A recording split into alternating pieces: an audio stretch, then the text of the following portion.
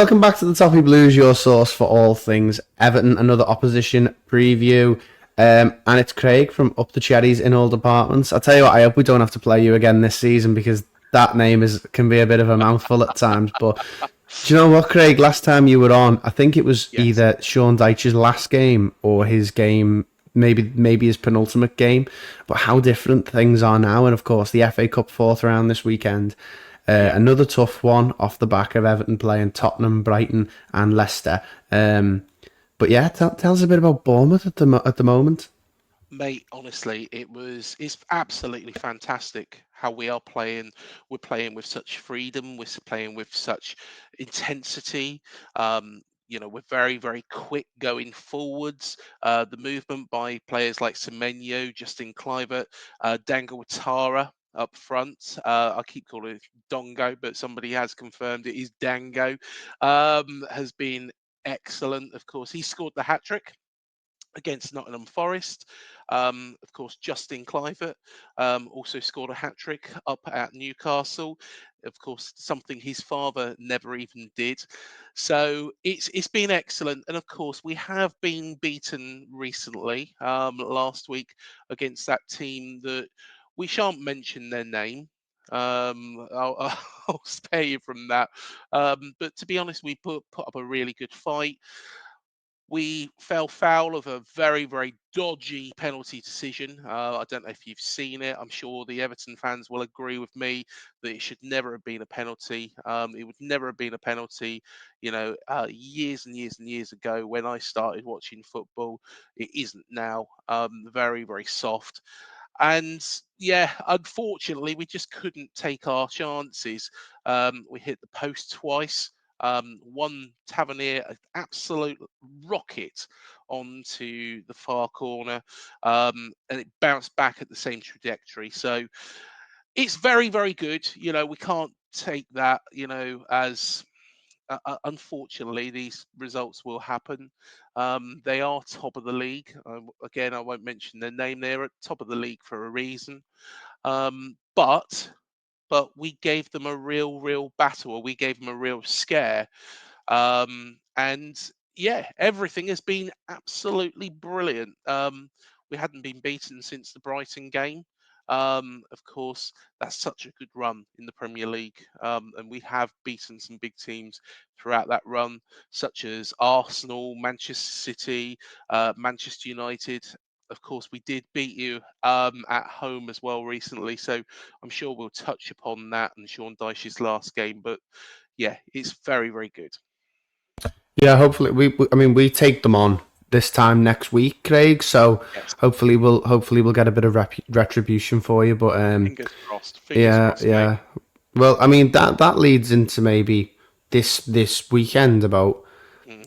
Everton will be going all out because this is such an important game for us. But um, we won't want to get any sort of injuries or anything like that because our squad's already, um, riding on a bit of a shoestring already. But um, we spoke about the 5-0 win a little bit there against Forest.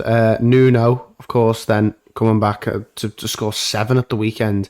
But another manager who's probably going to rival him for manager of the season at the end of the year is Andoni Iraola. He's been fantastic, hasn't he? And Yeah. obviously a very junior figure in terms of management. Only stopped playing a few years ago. So yeah, tell me a bit about him because while you've had great results this season, you've had tough results, but it's about how you bounce back from them, isn't it? This season, he has been absolutely outstanding. To be honest, I would say, apart from those 9 games at the start of his tenure, of course, the 3-0 at Goodison last year, being one of those, I think he's been brilliant. His substitutions have been excellent. They've been right on the money. His tactical nous as well. He will change a game. He will try things a bit differently. He will, like at the weekend, he did try and change things around. He gets the best from players as well. Lewis Cook, for example, traditionally a midfielder, he's actually played him at right back because we have got an injury crisis ourselves. And we've been running pretty much on empty with regards to the players. because we can't afford to have any more. We can't afford to have any more injuries. We're lucky Tavernier is back, but I don't think he's back to start in a full game. Nor do we really want to change what was a winning side. Whether or not we'll change it for this fixture, who knows? But I think the momentum's there with us, and he's been brilliant. Iriola is probably the best young manager in the Premier League by far, and he's got a great career ahead of him. You look at um, the teams that have been linked with him. I know Spurs were mentioned, but there's also probably talk that Barcelona, Real Madrid eventually will probably look at him and taking him back to Spain, which hey, we couldn't stand in his way if that happens, but we've just got to enjoy him whilst he's here. He is revolutionary. Is he better? And this is a big, big question that's been going around the Bournemouth faithful for a little while. Is he better than Eddie Howe? I think you've got to look at it two separate situations. Eddie Howe managed to get us here. Without Eddie Howe, there'd be no Andoni Iraola at Bournemouth. Um, and yeah, it's outstanding. Long may it continue. Well, I mean, when you look at it, Eddie Howe is a club legend at Bournemouth, probably Yeah, the biggest in terms of what he did for the club. Took Bournemouth from the absolute pits to the Premier League, and but there is the question there that if Andoni Iraola delivers European football at the Vitality, I mean, Craig, you can't have ever thought you'd be seeing that like at this point, this early on. I mean, if he does end up delivering European football, that's got to be one of the greatest turnarounds in the history of the sport. And let's talk a bit about the change in Everton over the past few mhm, weeks, because 4th of January, a month ago, pretty much as we're recording this video, Everton travelled to Bournemouth. We of course covered it on the channel, myself and yeah, you. And David Brooks got the winning goal in the 77th minute. So for me, I remember that game, and I remember I really didn't have the energy to even listen to it on the radio. Usually away games, I always try and listen to the commentary. And that one, I just thought, I saw it, and it got to half time, and I thought, it's 0-0, maybe I'll listen to the rest. And I thought, and it mirrored exactly what I said to you about the problems with Sean Dyche, that we went into the game and we were just waiting for Bournemouth to make a mistake, and that wasn't going to happen. And when the vitality gets rocking, it's a horrible, horrible place to go. And I knew from when it got to half time, I knew really that the Bournemouth would find a way through and beat us. 5 days later, he was relieved from his duties and replaced by Leighton Baines and Seamus Coleman for the third round of this competition against Peterborough, which we yeah, went on to win 2-0. David Moyes came in and made a return.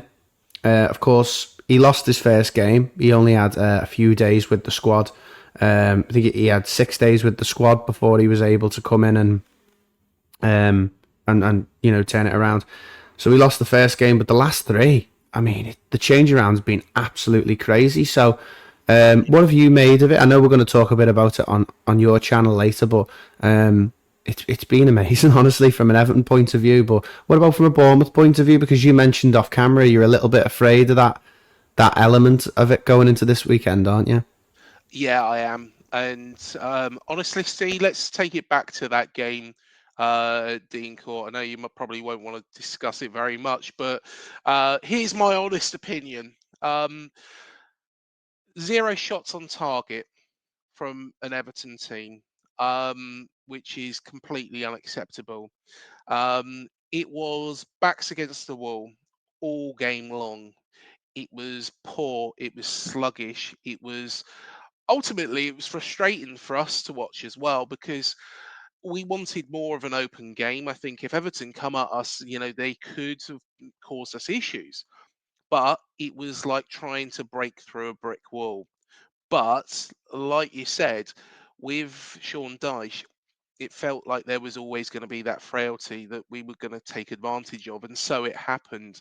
It had to happen late in the day, but I think based on what I saw that game, I would have said, and I've got a lot of time, and I've a lot of love for Everton. And I honestly thought that you were going down.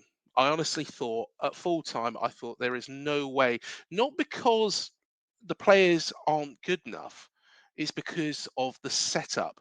Now, of course, you had some good results against the likes of Man City, and I think you drew against Arsenal as well, didn't you?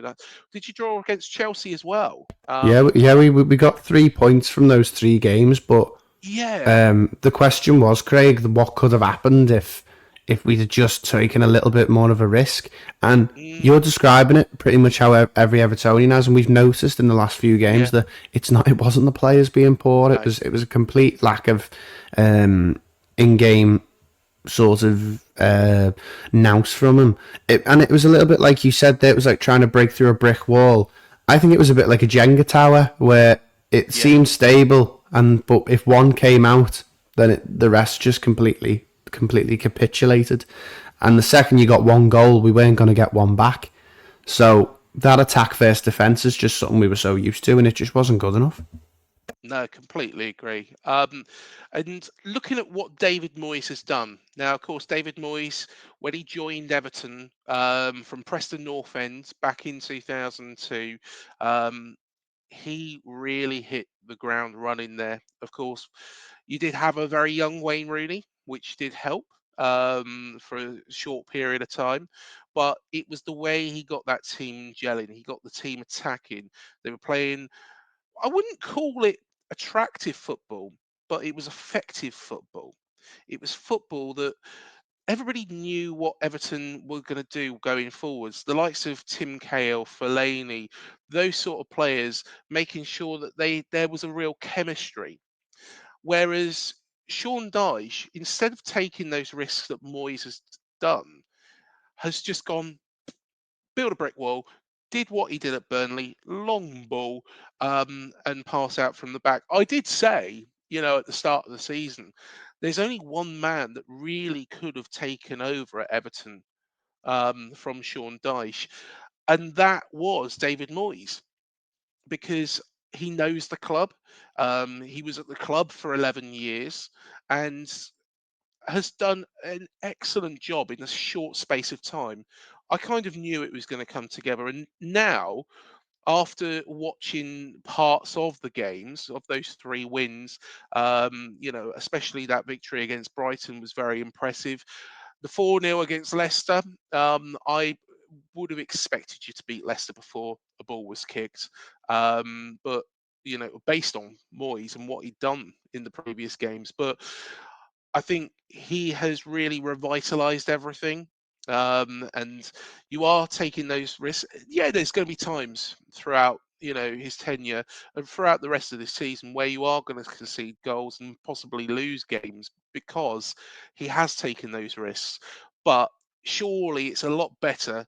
You think Sean Dyche getting a draw against Man City, a draw against Arsenal, a draw against um, Chelsea, uh, and okay, that's 3 points, but you take risks, and those risks normally provide rewards in the long run.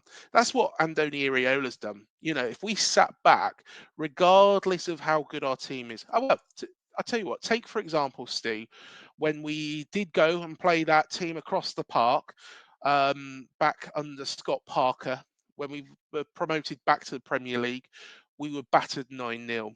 We was battered 9-0 because we sat back, we gave them too much respect, we allowed them to play in front of us.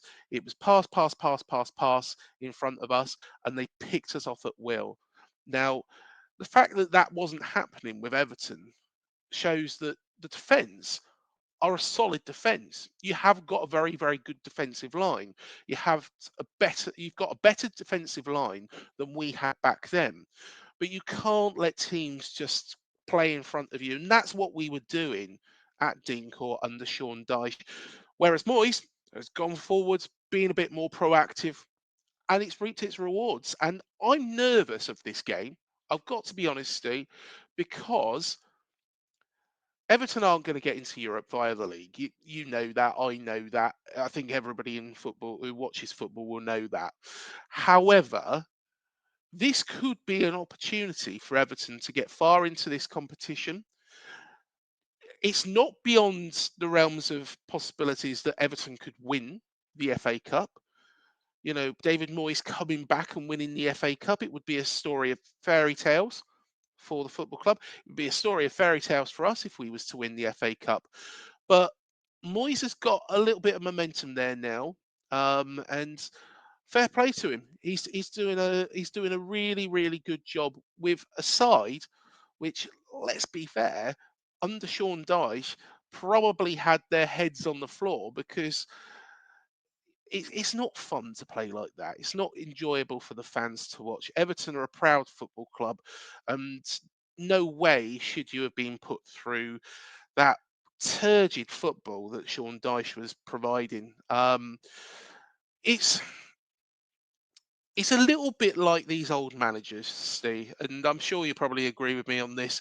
The likes of Sam Allardyce, Alan Pardew, and of course Sean Dyche you can throw into that mix as well. Those sort of managers, their time has been and gone. And the football's not played like that anymore. Football's played by managers such as Andoni Iraola, Pep Guardiola, you name it, Unai Emery. There's lots of good managers. Fabian Hertzler, of course, at Brighton as well, a side that you recently beat.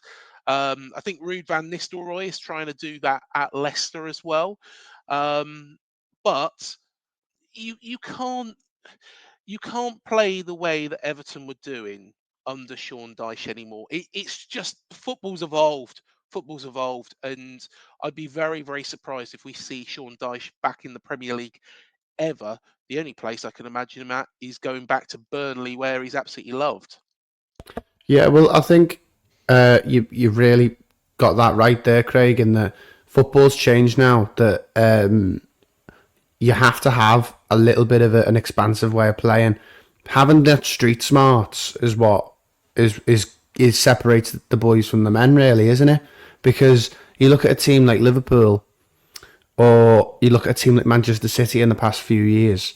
Um, they're able to play this expansive football. Granted, they've got fantastic players, but even you look at your Bournemouth or your Forest this season, playing expansive football, but knowing where to come and go and knowing where to stick or twist. And that was the difference with Everton this season under Deitch. Mm, Is we could we were we'd lost our street smarts and we couldn't play expansive football. So mm, then we weren't it wasn't a sustainable or functional football team at that point. But he's come in and I mean he's absolutely revitalised it. Not just the team but the fan base as well. It's given the fan base something to believe in. yeah. And the thing with Evertonians is we love recognisable stuff. I said to someone the other day, if you offered us somebody like Paulo Dybala or Richarlison, Mm, and most Evertonians would take Richarlison because they Evertonians crave comfort and they crave the romantic side of Everton Football Club, and I think that's probably what's held us back a little bit. But we'll talk a yeah. bit more about it on your channel because otherwise we'll be here all day. Yeah. Let's talk about the game this weekend then, because Dango Watara, he's a player who's really scaring me. That game against Forest, he absolutely ripped them to Yeah. bits. You know, you look at Semenyo, even like players like Cook playing at right back. I mean, it's such a free flowing Bournemouth team at the moment.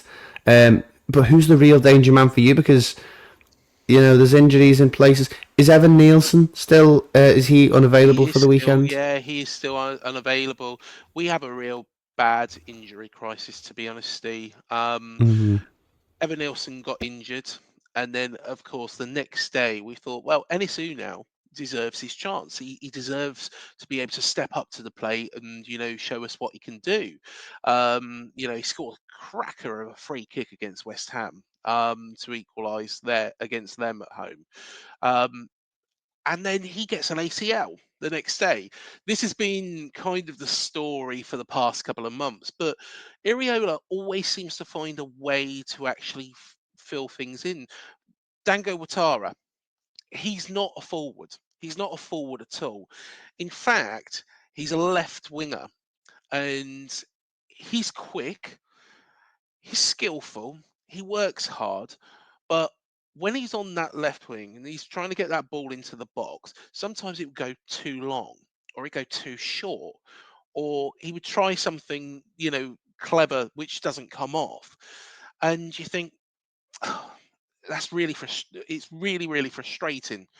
Um, in fact, put him in that forward position has worked better, and I personally think he's actually been transformed by Iriola, because never in a million years did I think, right, Dango Watara could play up front on his own, and provide that outlet for the likes of Clivert, Semenyo. I thought Semenyo would go up there. The problem with Semenyo going up there is you're then taking him out of his position either on the left or the right. Because Dango's actually gone up front, and because we are so injury struck, what's happened is Semenyo has gone over to the left-hand side, and David Brooks has gone onto that right-hand side.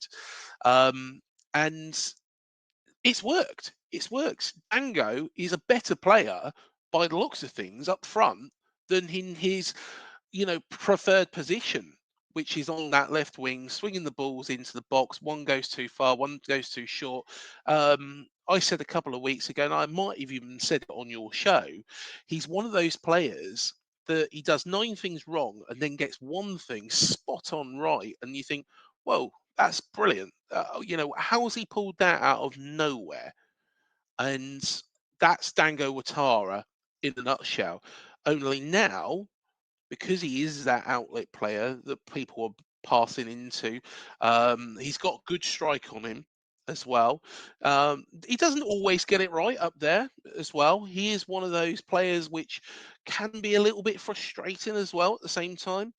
But he seems to be better in that forward line position than he did on the left. So, yeah, I think he's been excellent, but you can't take it away from the other players as well. Semenyo, he's been brilliant all season. He's a battering ram. He's a strong lad. He's a skillful lad. Again, he's one of these players that we signed him from Bristol City. When we signed him, he blew hot and cold for them. I wasn't too excited about the signing, and he's been consistent under Iriola. Iriola's got the best out of him.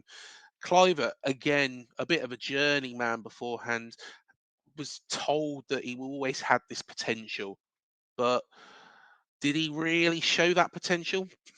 No, not other places, but he has here. Iriola's got the best out of him, and that's what makes a good manager. The back line as well. We had an injury to Marcus Senesi, and we thought, crikey, okay. So Nessie's injured. He's been solid all season. Dean Howson's come in, and Dean Howson, is being now scouted by pretty much every big club in Europe.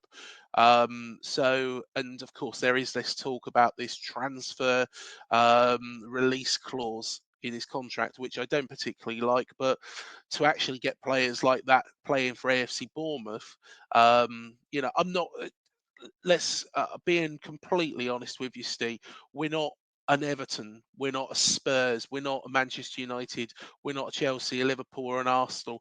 We are Bournemouth, and to actually bring players like that in, maybe we do have to make those compromises. But it shows how good he's played to actually. His first game was against Spurs.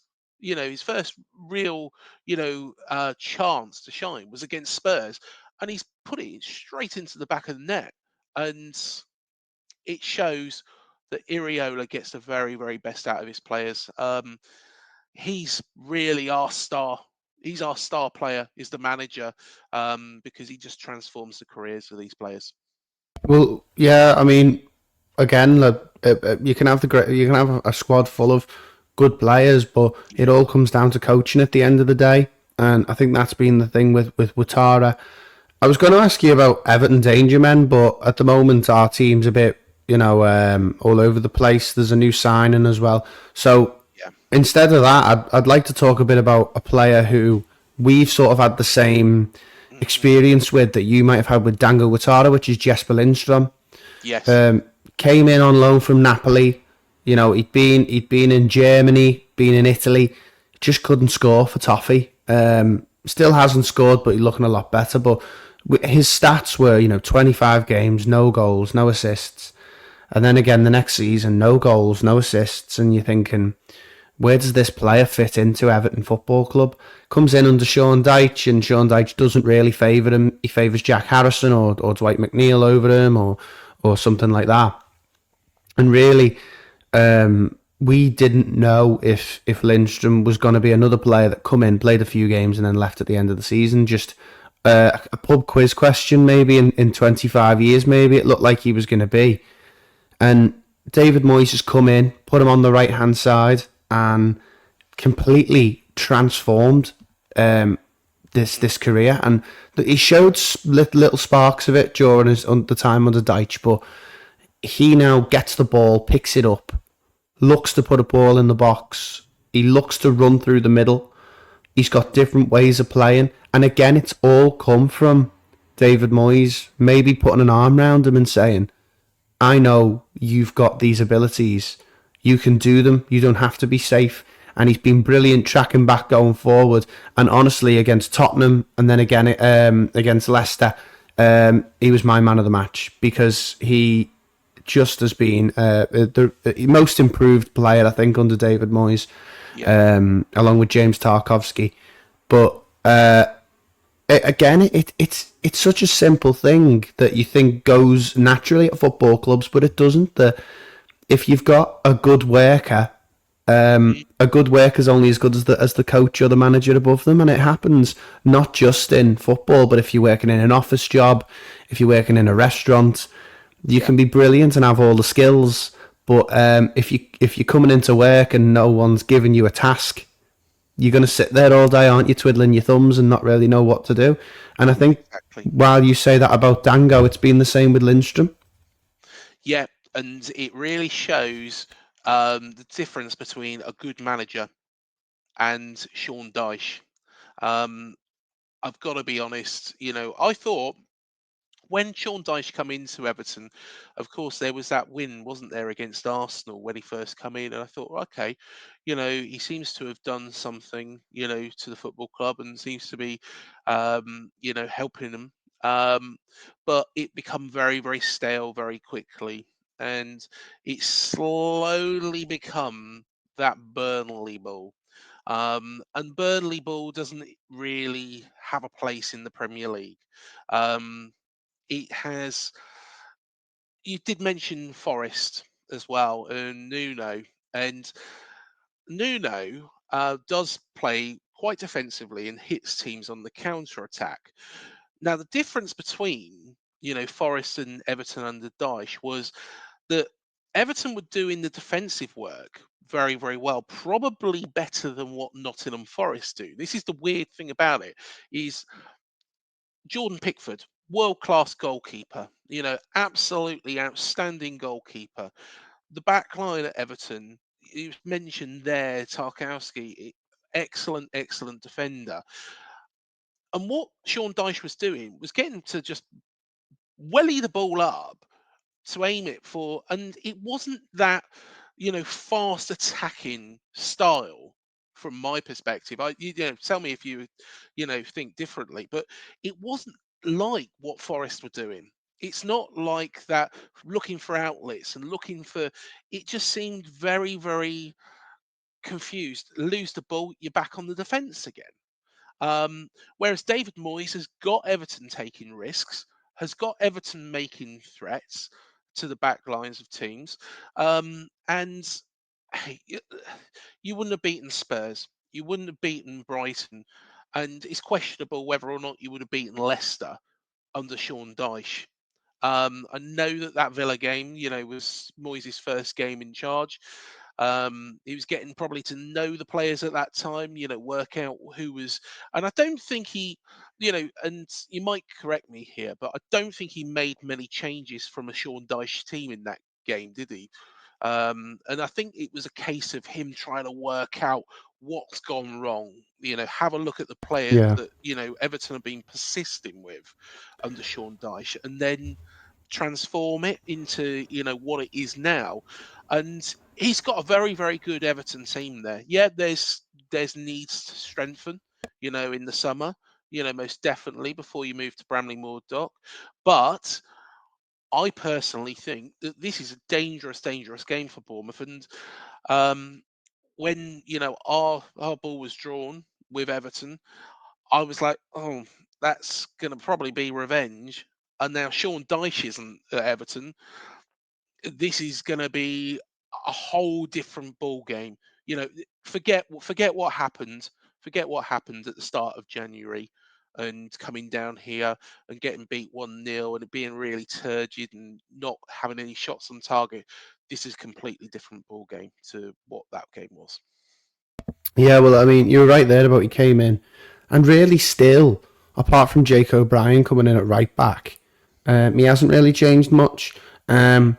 I mean, Abdoulaye Doucouré was stinking the place out every week, and while Yeah. his performances still haven't been what we require, he's managed to play a bit more to his strength in that um, his only real big strength, Abdoulaye Doucouré, is popping up with the odd goal here and there, the odd important goal. He obviously did it against yourselves a couple of seasons Yes. ago.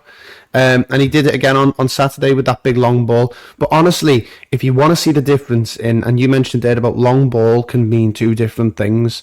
There's long ball can be very effective in the Premier League if you play it correctly. And there's two goals that we've scored in the David Moyes era so far that really summarise it up. And Yeah. honestly, it's the first against Tottenham and the second against Leicester. They're both a ball from James Tarkowski, and Tarkowski gets the ball and he sits on it and he looks back and he visibly turns around to Jordan Pickford and he goes to pass the ball and he turns around, runs the other way, and plays a cracking ball through to Beto, who then finishes it in one touch. Yeah. And two of our goals on Saturday were assisted by Jordan Pickford and James Tarkowski. So Mm, that says it all that long ball can be effective. But Tarkovsky now is looking ahead of himself instead of a needless ball up front. There, it's just they're gonna win it back for the opposition. But yeah. Exactly. you mentioned that it's a tough game, but how do you see it going personally, Craig? I mean, I can't predict this one. I really hate these ones. I hate cup games in general because Mm. the jeopardy of them is just too much for me. Um, I think this is going to be a very, very, very difficult afternoon for us. I think David Moyes will have this earmarked as a game that he will. It's a kind of a must-win game now for him. He probably will want to have a bit of a cup run. Um, you're not going to go down.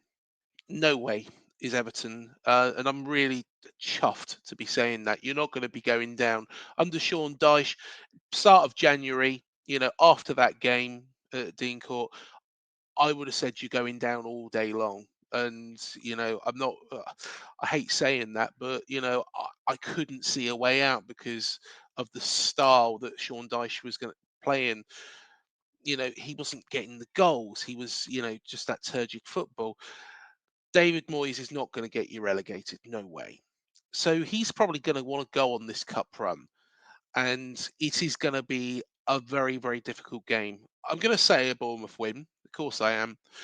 But I think it'll be in extra time. I think it'll be in extra time. Of course, there's no replays to FA Cup games now. Is that right? Is that wrong? Um, Yeah, it it's to be honest, that honestly, Craig, that has been the biggest, the biggest downside for Everton. And like I said to you, we go out every year against the Premier League team. Last year it was the Carabao Cup on penalties against Fulham. yeah. Um, the year before I think it was Leicester. It's just every single year the same thing happens. So to be honest, I can see what you're saying, but I think you'll win on penalties again. Dear. I think extra time might do it. I think extra time might do it. Um, Extra time is probably not what either side want. I think personally, we probably both want a replay rather than extra time because there'll be some very, very jaded legs out there. Um, Everton and Bournemouth have both got, injury issues. Um, and but I think that's probably where it's going to go. But David Moyes will be put up a real fight, and it wouldn't surprise me. It wouldn't surprise me if Everton were to get through this game. It would not surprise me at all because, like I say, it will be a priority for David Moyes, in my honest opinion. Whereas Ariola might be looking right. Okay, we'll aim, higher up the league. I'd love a trophy. A fan for me, going to Wembley to see us, potentially win the FA Cup would be amazing. To even get to semi-finals, which I don't think, semi-finals you should play at Wembley, but even that would be, a brilliant day out. Um, but like I say, we have got this European football that probably sticking in the back of Iriola's head, um, and therefore, will Moyes make as many changes as what Iriola might? It's going to be one Yeah. of those. It's going to be one of those difficult ones. I mean, I mentioned to you there about the Liverpool game being a few days later. Yes, of I've course. just checked there. It was Luton last year that we went out to.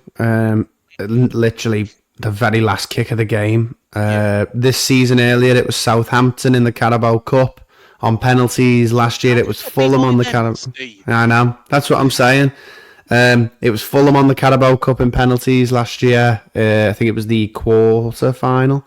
Um, and yeah, we just do not fare well in these cup games against Premier League opposition, and we're actually Yeah. better away from home. It seems in the FA Cup. The Peterborough game we played fairly well, but it was under Baines and Coleman, and it was a bit of a given. But let's have our little palate cleanser question to go at the end. Of course, FA Cup. It's always special, isn't it? Everyone loves the FA Cup. The FA Cup weekends are brilliant. Um, the third round weekend where you can sit down and it's a whole weekend of football and Yeah. it's teams from different. I mean, I watched Tottenham's game in the last round, and honestly, it was one of the best games I've seen in ages because I See, just was I was so hoping. unlucky. I know I was just hoping they were going to do it, and unfortunately, didn't. But what's the best cup game you've ever seen? Doesn't have to be specifically an AFC Bournemouth one, but there's been some magical FA Cup games. It's brilliant competition, even still now. There has been. Yeah, there has been throughout the years. And I would say, honestly, I'm not saying this because I'm on here. I'm not saying it because I'm on here. But I remember vividly that 1995 game against Manchester United, that Paul Rideout goal to actually win it. Of course, I had Paul Rideout on, and we recollected on that moment as well. And of course, there was a young Duncan Ferguson in that team as well, and a great, great Everton team. And under Joe Royle, I would say probably the best one I've watched and the most epic game I've seen in the FA Cup is probably that one. That's the one that always sticks in my head when I go FA Cup games. Hmm. With regards to Bournemouth, to be honest, there's not many. We've had some awful results in this competition. We've been knocked out by Blythe Spartans under Jimmy Quinn. To be honest, that was probably a blessing in disguise because if we wasn't knocked out by Blythe Spartans, Eddie Howe wouldn't have turned up, and then the club might not have done what they Yeah, did. talk about butterfly effects there. That's one Exactly, for Bournemouth exactly, mate. biopic in a couple of years. Yeah. Um, I can tell you what the worst one I ever watched. And this is of course a Bournemouth one. Boreham Wood. Of course, you played them in the next round as well, and it was just horrible. Scott Parker. I just don't know what he was actually doing. We gave Boreham Wood. Well, did we give them respect, or did we just disrespect them completely and just take our foot off the gas? I think we defended quite deep. for a game against a non-league side. They were a decent non-league side, albeit. But I honestly don't know what really happened that day. And there were some decent players in our squad, but it was awful. It was horrendous. Um, and the Blythe Spartans defeat is probably, one of the lowest points in Bournemouth's history. However, that Boreham Wood game, considering our position, which was towards the top of the championship at the time, and Boreham Woods, which was near the top of the National League, um, we should have put that game away. But it was a case of, did we respect them too much? Did we disrespect them? I don't know what went through Scott Parker's head that day. It was pure and utter shite, to be honest, mate. This is what I mean about I hate these FA Cup games because unless you're looking back on one that you've won, then they're always nail biters and they're absolutely horrible. I mean, you're talking about that '95 one, and that was a great run because they won. I know. I think there was this whole narrative of Tottenham were going to play Man United in the final, and it was going to be a Yes. massive final between Tottenham and Man United, and we ended up doing Tottenham 4-1 back at Ellen Road, where before they moved them to Wembley. Daniel Amakachi subbing himself on and then Yes. scoring the winner.